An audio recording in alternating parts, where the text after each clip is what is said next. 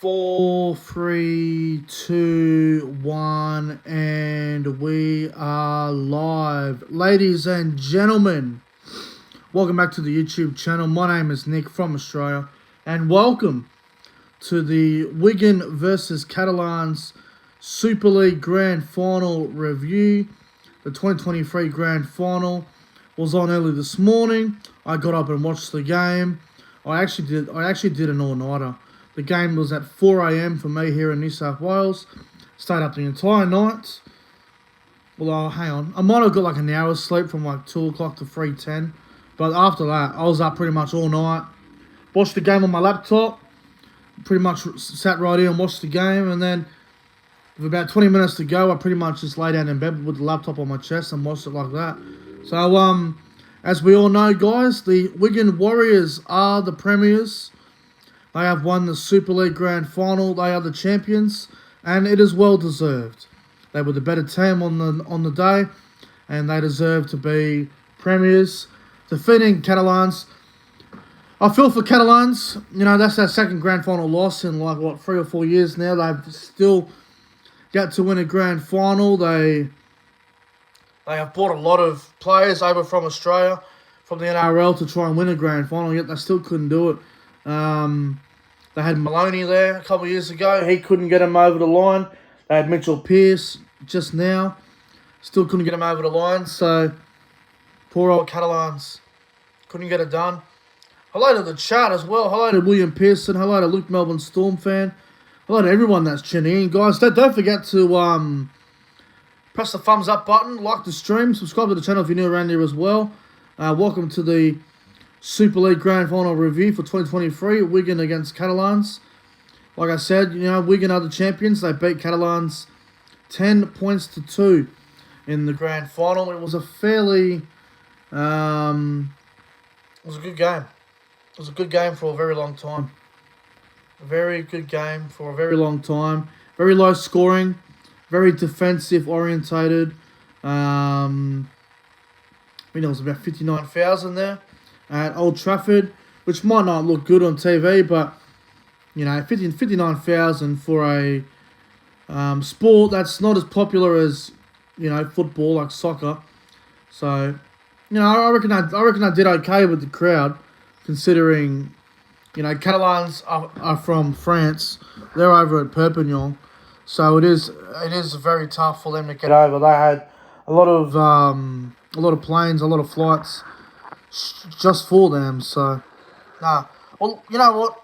Let's get into the game itself. We'll go through it. Obviously, I haven't got anything written down. We'll just go off from what I remember from the game. So I remember at the start of the game, it was very, very back and forth early on. Both teams were going very hard at each other. I thought Catalans were probably the better team early on, especially in that first 20 minutes. I thought Catalans were definitely the better side.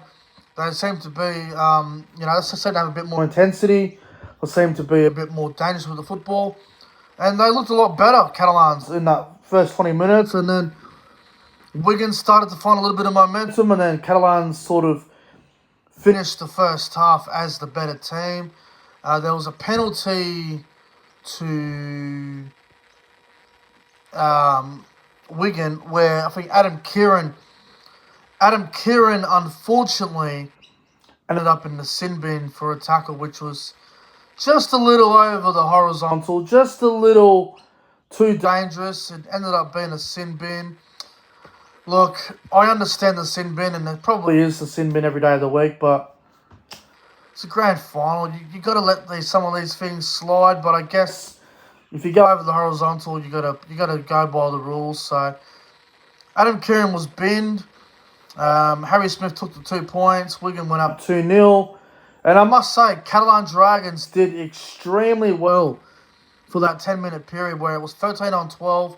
The Dragons defended brilliantly. They were very relaxed. They weren't afraid of Wigan, you know, going down the short sides, 3-on-2s, you know, 4-on-3s. And the Dragons held their own. So they did credit to them in their defence. And then I think before half-time, there was a penalty to Catalans, where Adam Kieran would level up and it would be a 2-2 scoreline at half-time. And there was almost a try before half-time. Liam Farrell went through a gap, and I thought Liam Farrell was going to score for all money. And Mitchell Pearce, experience, leadership, absolutely brilliant try-saving tackle on Liam Farrell. If he didn't get there, Farrell scores for sure. So, absolutely fantastic defence from Mitchell Pearce. Great scramble defence. We get the 2-2. Anyway, second half begins. I think there was the try finally that came to Liam Marshall. They went down the left-hand side, Wigan, and Liam Farrell got through, and then he was about to get, as he got tackled, he gave the pass away to Liam Marshall, who scored on the left wing in the corner there for Wigan. Wigan went up 8-2, and then they got a late penalty goal in the game there, which ended up making it 10-2, and that was it for Catalans. I just, I do feel for them because, they still haven't won a grand final. They've lost 2 grand finals in the last, 3 or 4 years now. So it must be frustrating for that team, for that franchise, the Catalan Dragons. But you know what? I don't think Catalans lost any fans. They showed up, they gave it a crack. It just wasn't their day. They had a lot of drop ball in them, and they couldn't really take advantage of their opportunities that they had.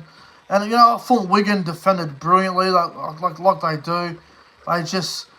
They have the class, Wigan. They have so much quality in their team, and they suffocated Catalans out of the game. They just suffocated them, and the longer the game went, the better it was for Wigan. So, incredible performance from the Wigan Warriors. They are the premiers.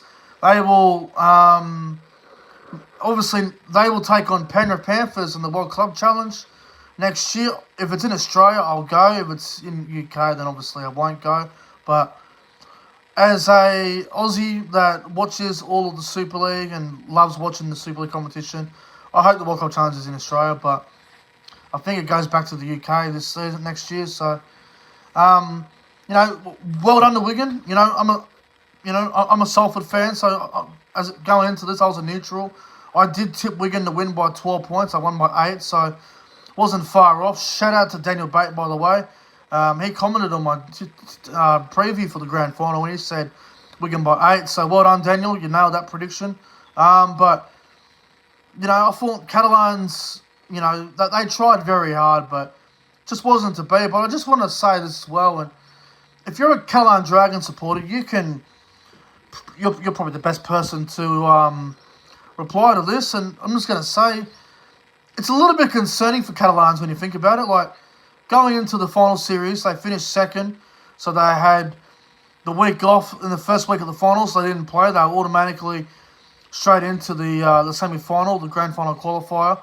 And, they played St Helens. They didn't score a try in that first half against St Helens.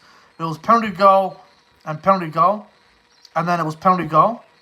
And St Helens was a try. And then it took Catalans 79 minutes to score their first try in the finals against Saints, and it ended up being the match-winning play. And then going into the grand final, the second finals game, they can't score a single try. So, I don't know if it's pressure. I don't know if it's Wigan and St Helens that worked them both out. Well, they sort of understood what they were going to do, but a little bit disappointed for Catalans in this final series. They beat St Helens on the bell, really, and that was their only try, and they didn't score a single try in the grand final against Wigan. So, I don't know. A little bit disappointing. Obviously, it's not the way that Mitchell Pearce wanted to go out and Sam Tompkins, but not all fairy tales have happy endings, so that's just how it is. And, Wigan, obviously, Willie Isa, he now goes to retirement, I believe. Kai Pearce-Paul heads over to the NRL to join up with the Newcastle Knights, and Wigan, they get Cruz Lemming there next season, a great dummy half. They get Luke Thompson back over to the Super League. He'll be at Wigan, so Wigan are going to be dangerous again next season, there's no doubt about it. But I feel like watching that grand final this morning, Wigan against Catalans, Wigan were the better team, especially in that second half. Their defence was outstanding, and the try they scored was brilliant as well. Thought they held their composure, and they just sort of waited for their moment, and they took the big moment. So well done to Wigan on winning the grand final. And you know what? The head coach, Matt Pete, deserves a lot of praise, man. You know, we spoke about it a lot this year, and I said it a lot on my channel. I said Wigan don't really have a lot of great big name front rowers, and they all just lived up to the expectation that they did the job. Obviously, they got Tyler Dupre from Salford, and he's been a good buy for them. And they get Luke Thompson next year, and Wigan are looking good going into the future anyway. So Catalans, there'll be a lot of soul searching for them to see how they end up next year, how their situation will go. But I just want to give a few raps to a few players who I thought played well for Catalan. I thought Adam Kieran, besides the tackle he did, I thought he was pretty good. I thought Sewa Takiyaho was very strong. I thought Paul Sagar was good. And, you know, for Wigan, I thought Jake Wardle was fantastic. I think he was, I think he won the man of the match, actually, Jake Wardle from memory. I thought Kai Pearce-Paul was outstanding. I thought Morgan Smithies had a really good game. Bevan French was good. I thought Jai Field looked dangerous at times. Harry Smith very, very calmly, and Marshall was good. Everyone was good for Wigan. There wasn't too many players for Wigan that were pretty, you know, that weren't good. So, look, for me, I thought Kai Pearce-Paul or Morgan Smithies were probably the best on the ground. But, hey, Jake Wardle, good on him for getting it. I think he deserved it as well. But, anyway, guys, that will conclude my review on the Super League Grand Final. Wigan beating Catalans 10 points to 2. Fairly unusual scoreline for a grand final, but in grand finals you get some unusual scores and that, so that's just the way it is. But anyway, guys, don't forget to like and subscribe to the channel.